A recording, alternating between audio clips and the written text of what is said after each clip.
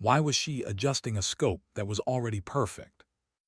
Lieutenant Emily Morgan ran her fingers over the M40A5 sniper rifle for the third time that hour. 27 pounds of machined steel, walnut stock, lethal purpose.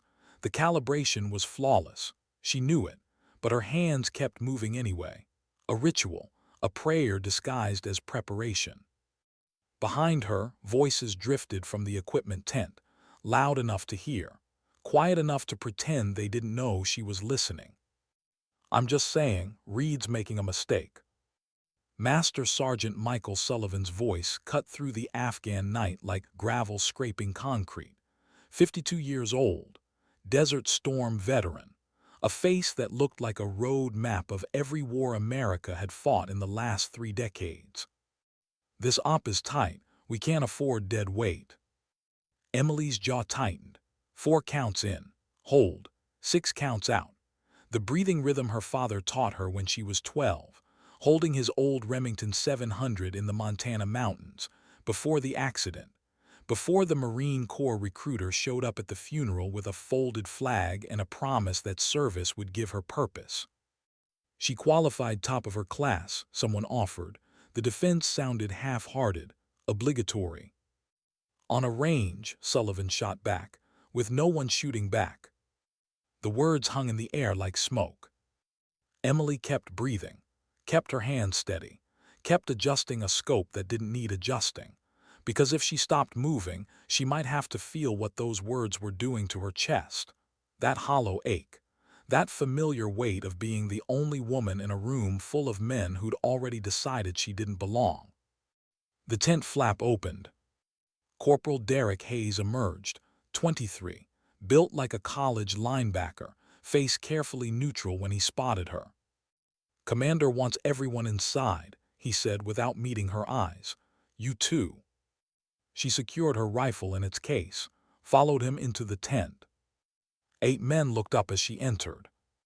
The fluorescent lantern cast harsh shadows across tactical maps spread on folding tables. Commander James Reed stood at the head, 58, salt and pepper hair cropped military short, eyes that had witnessed 3 decades of combat. The scars on his forearms told stories he never shared. "Now that we're all here," Reed began, "let's go over this one more time." His finger traced a line on the satellite image.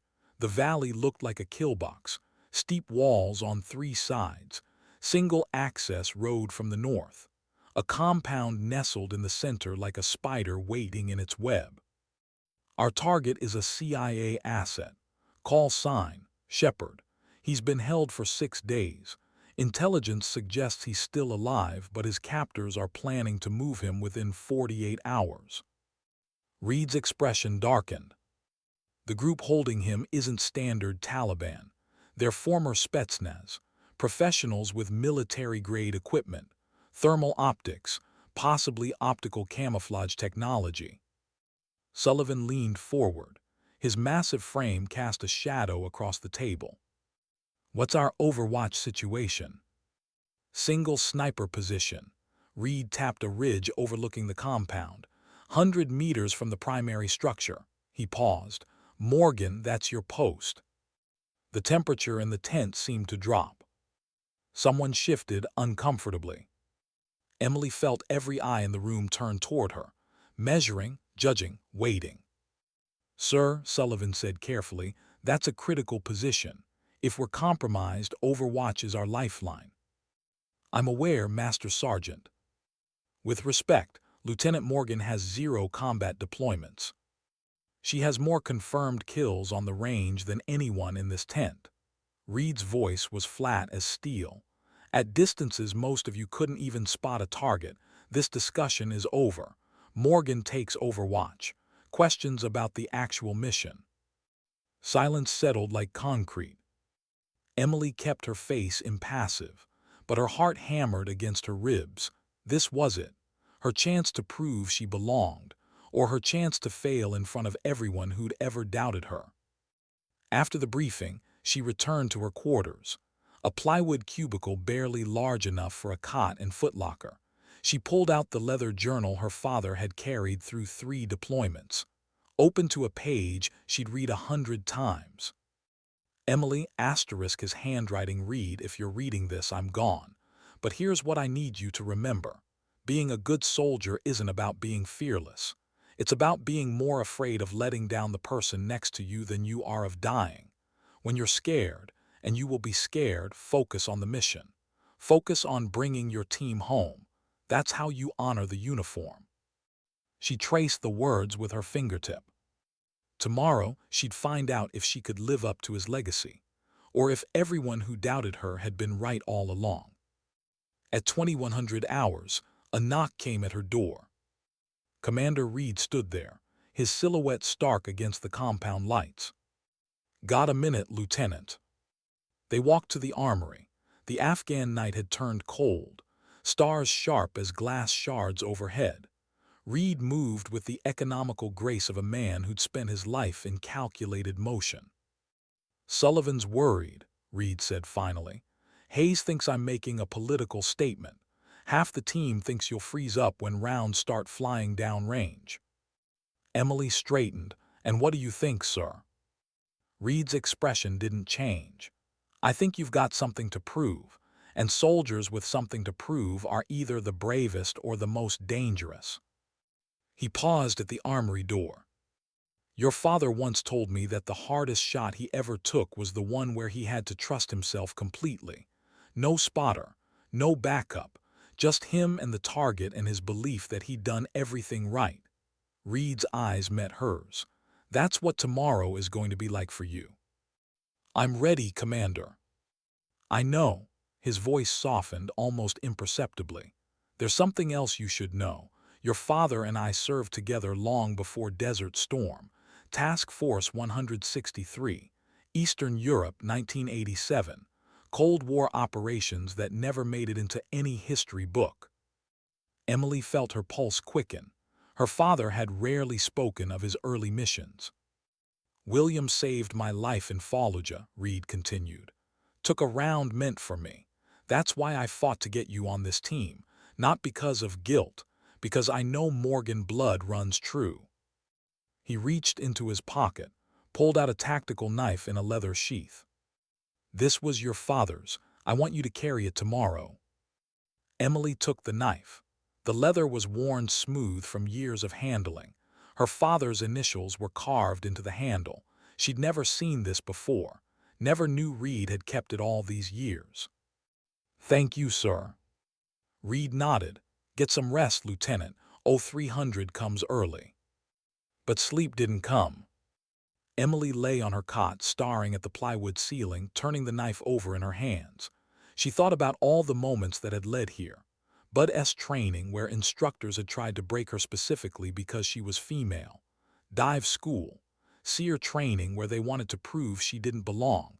Every broken bone, every sleepless night, every voice telling her she wasn't good enough.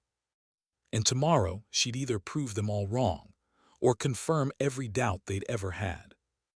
What do you do when everyone's waiting for you to fail? 0300 came like a slap. Emily was already awake, already dressed, already running through mental calculations she'd done 1,000 times before. Wind speed, humidity, temperature gradients, Coriolis effect at extended range. The convoy rolled out at 0330. 3 vehicles, black, nondescript, the kind that looked like they belonged to a dozen different organizations operating in Afghanistan.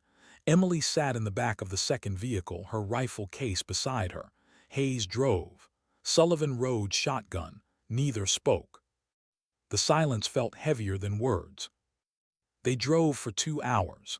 Dirt roads that barely qualified as roads. The kind of terrain that swallowed vehicles whole if you didn't know the safe paths. Reed's voice crackled over the radio, coordinating movements, confirming checkpoints. Professional. Calm. Like this was just another day. Maybe for him it was. They stopped 3 clicks from the target. "Morgan, you're up," Reed said through her earpiece. "Hayes and Thompson will get you to the ridge. Radio check every 30 minutes. Any sign of compromise, you signal immediately. Understood?" "Understood, Commander." She stepped out of the vehicle. The pre-dawn darkness was absolute. No moon, just stars and the faint glow of Kandahar in the distance. Hayes handed her a pack: night vision goggles, water, ammunition, emergency beacon. "Listen," Hayes said quietly. His voice was different now, softer. "I know I haven't been fair to you." Emily adjusted the pack. "We can talk about it after." He stopped, started again. "Sullivan and we've seen operators freeze, good operators, trained operators. When the shooting starts, something happens in your brain. It's not about courage, it's about how you're wired. And you think I'm wired wrong. I think you're untested." Hayes met her eyes. "But Reed believes in you, that counts for something." "Does it count for you?" Hayes was quiet for a moment. "Ask me again tomorrow." "Fair enough." She followed Hayes and Thompson up the ridge. Slow movement, careful placement, every sound magnified in the darkness. It took 40 minutes to cover 800 meters. By the time they reached the overwatch position, Emily's legs burned and her breath came in controlled gasps. The position was good. Natural rock formation, clear line of sight to the compound, concealment from below. Hayes had chosen well. "You're set," Hayes whispered. "We'll be staged at the primary rally point. Exfil on your signal." Then they were gone. And Emily was alone. She set up her rifle, bipod extended, scope covers removed, chambered around. The mechanical precision of it calmed her nerves. This was familiar, this was home. Through the scope, the compound came into focus. Single-story structure, mud walls, flat roof with what looked like 2 guards, maybe 3, hard to tell in the darkness. She counted windows, noted sight lines, mapped every angle, every potential threat. 0500. First light started bleeding across the eastern horizon. The valley emerged like a photograph developing. Brown earth, sparse vegetation, the compound sitting in the center like a stain. Reed's voice crackled in her ear. "Iron Wolf is moving to primary positions. Morgan, status. Position secure. I have eyes on 2 tangos on the roof. No movement on the ground level." "Copy, hold position. We breach in 15 minutes. 15 minutes. Emily controlled her breathing, scanned the compound methodically, left to right, top to bottom, looking for patterns, changes, anything that didn't belong. And that's when she saw him. Third guard not on the roof, in the window of the western structure, barely visible, just a shadow against shadows, but he was there, and his position gave him a direct line of sight to Reed's planned entry point. "Commander, we have a problem," Emily said quietly. "Third tango, western window, 2nd floor. He's got overwatch on your breach point." Silence on the radio. "Then can you take him?" The question hung in the air. "Can you take him?" Not "are you capable?" Not "what do you recommend?" "Can you take him?" Emily calculated the distance. 420 meters. Slight crosswind from the northeast. Temperature rising. The sun would create heat shimmer in another hour, but right now the air was stable. The shot was makeable. The question wasn't about physics, it was about trust. Reed was asking if she trusted herself, if she believed she could make a shot that mattered, not on a range, not with instructors watching, in combat, with lives depending on it. Her father's voice echoed in her mind. "The hardest shot you'll ever take is the one where you have to trust yourself completely." "I can take him," Emily said. "Then he's yours on my mark." She settled into position, cheek welled against the stock, eye aligned with the scope, breathing slowed to almost nothing. The world narrowed to a circle of glass and crosshairs. The guard moved, stepped closer to the window. His face came into partial view. Young, maybe 25, he had no idea what was about to happen. Emily pushed the thought away. This wasn't personal. This was the mission. "Iron Wolf moving," Reed said. 30 seconds to breach. 20 seconds. The guard raised something to his face. Radio. He was talking to someone. 10 seconds. Emily's finger moved to the trigger. 3.5 pounds of pressure. That's all it would take. 5 seconds. Execute, Reed said. Emily fired.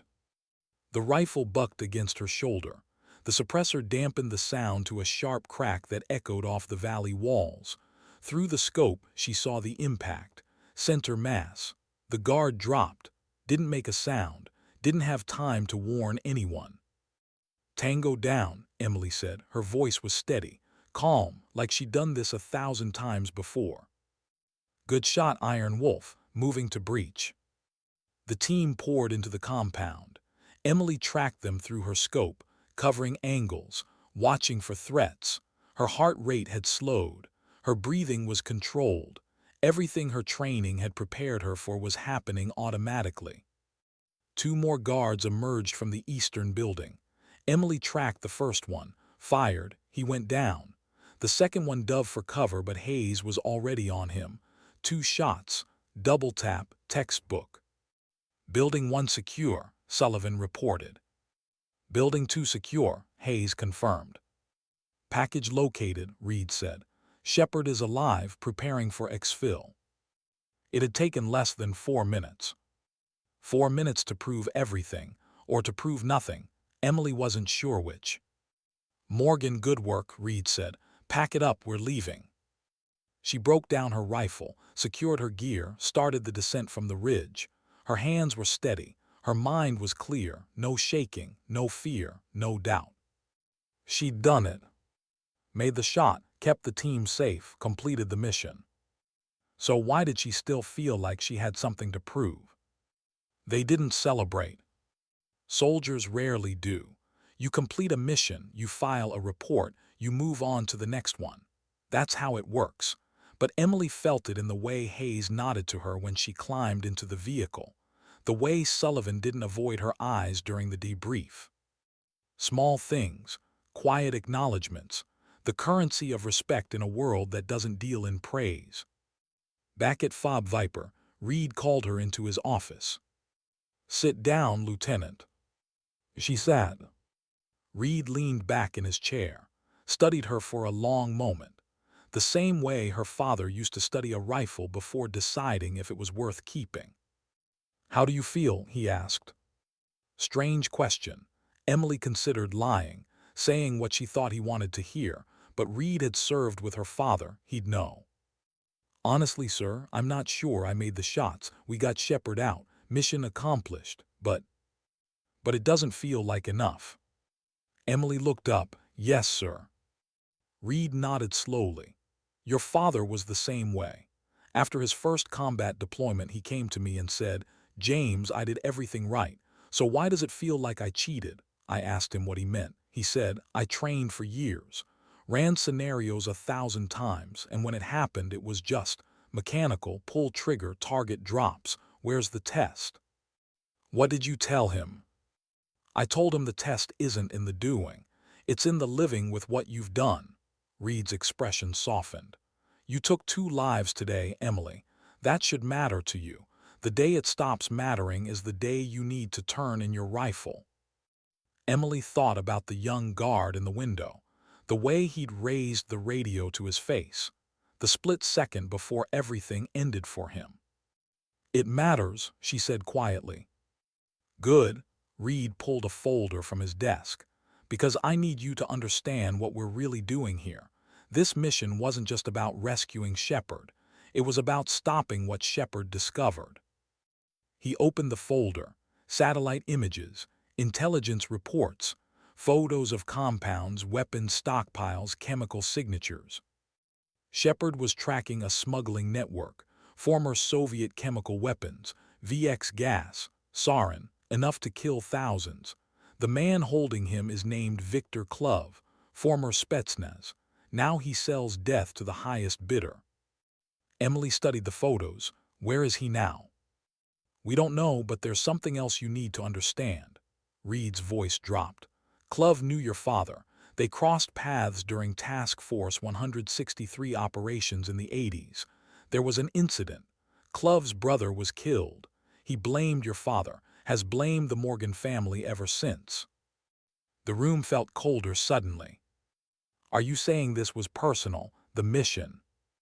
I'm saying Clove knows who you are now, or he will once his intelligence network pieces together who was on that Overwatch ridge, the woman who took down his guards, the sniper who made it possible to rescue Shepard. Reed met her eyes. You painted a target on your back today, Lieutenant, just like your father did 30 years ago. Emily sat back, processing, the weight of what Reed was telling her settling into her bones. What do you need from me? For now, nothing. You've earned a break, some leave, time to process. He paused. But when we find Clove, when we get actionable intelligence on his location, I'm going to need you again. And next time it won't be about rescue. It'll be about making sure men like him can't keep selling death. Emily thought about her father's journal, about the words he'd written about bringing your team home, about honoring the uniform. When you need me, she said, I'll be ready. Reed nodded, stood, extended his hand. Your father would be proud of you. I know I am. The handshake was brief, professional, but Emily felt the weight of it long after she left his office. 3 days of leave felt like 3 years.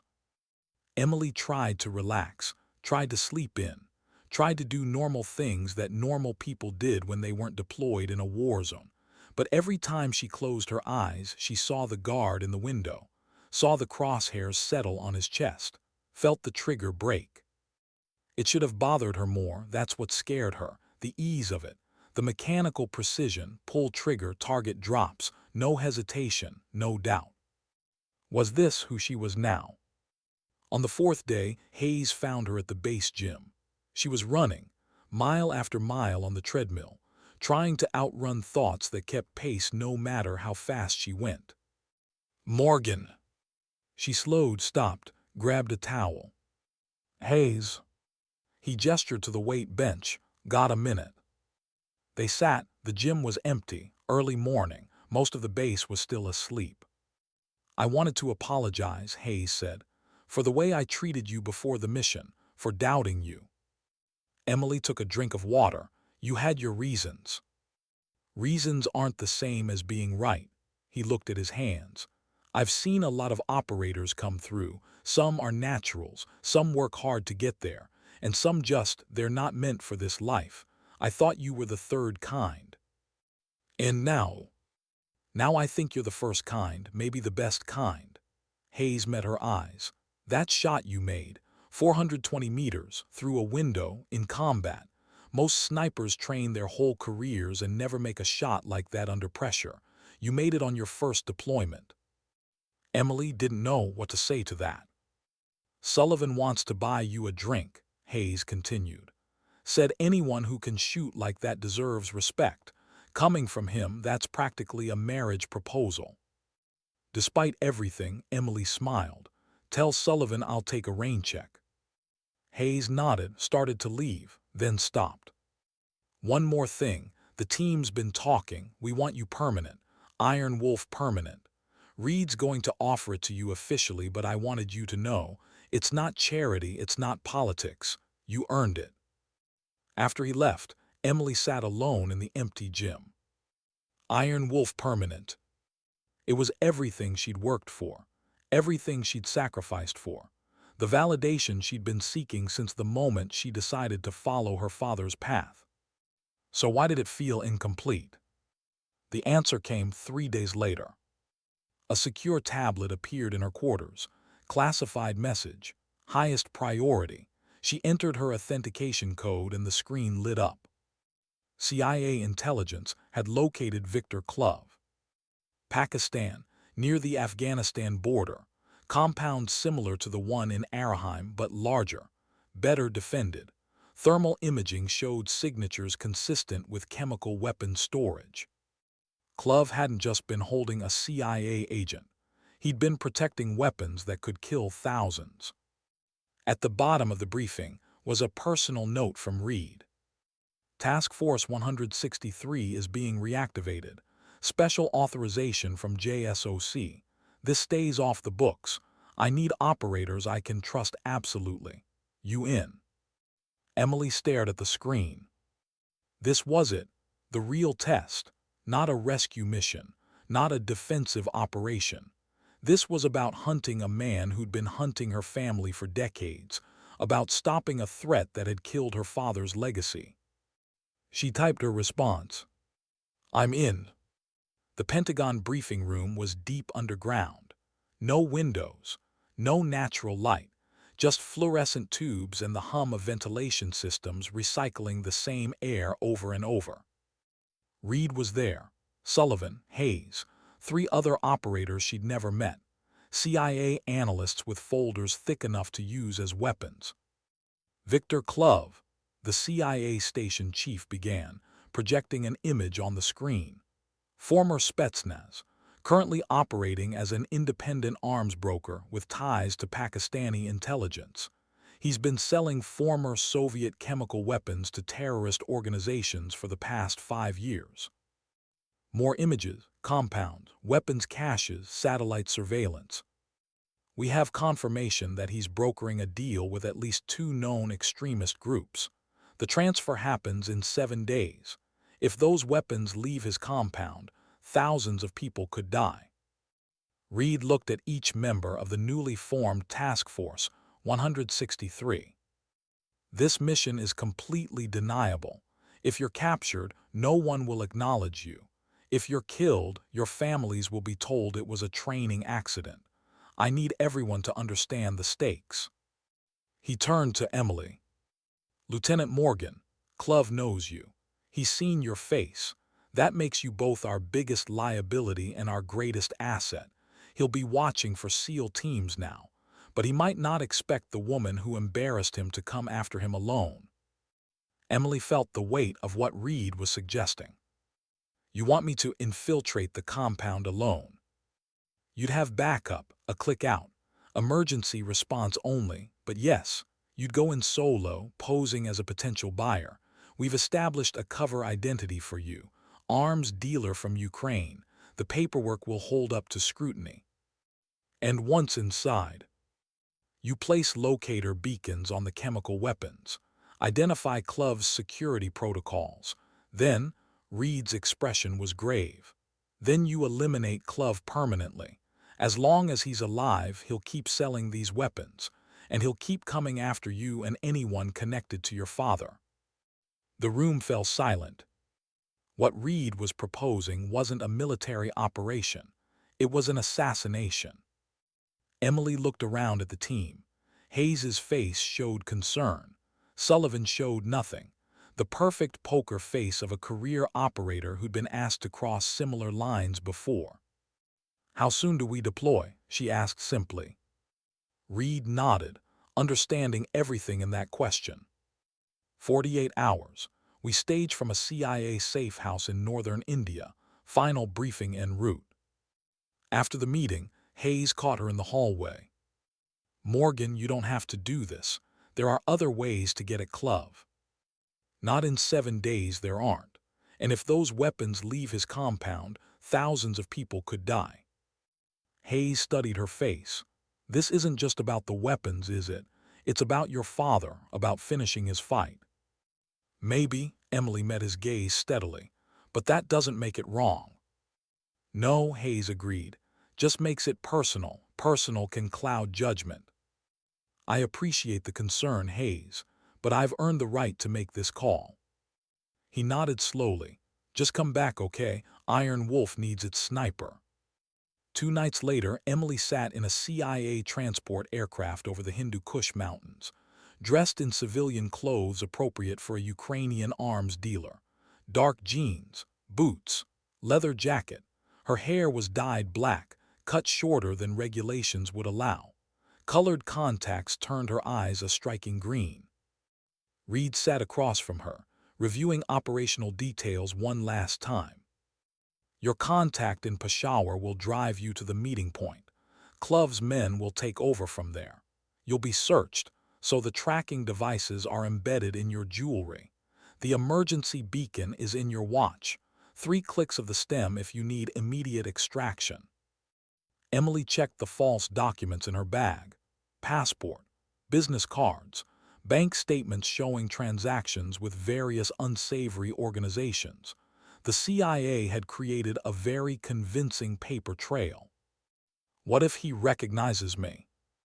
The disguise is good, but if he does, you abort immediately.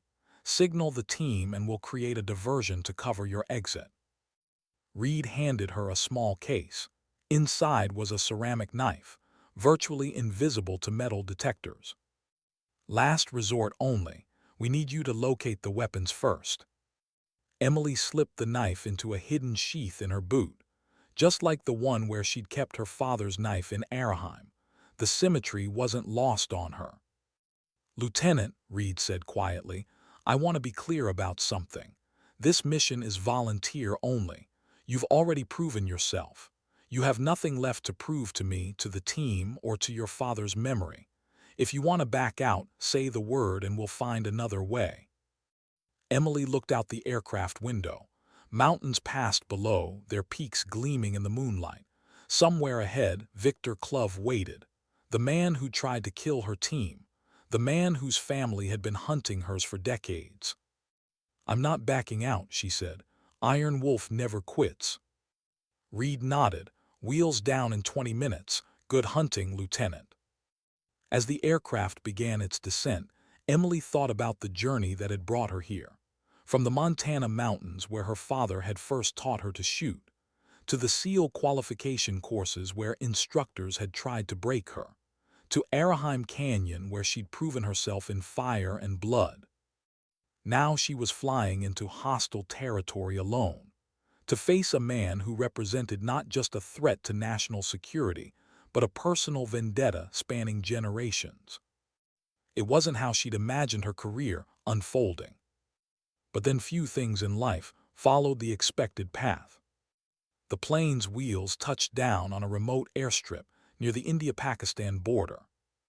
Emily stepped onto the tarmac, felt the familiar weight of responsibility settling on her shoulders, not just for the mission, but for the legacy she carried, her father's legacy, Iron Wolf's legacy, and now finally her own.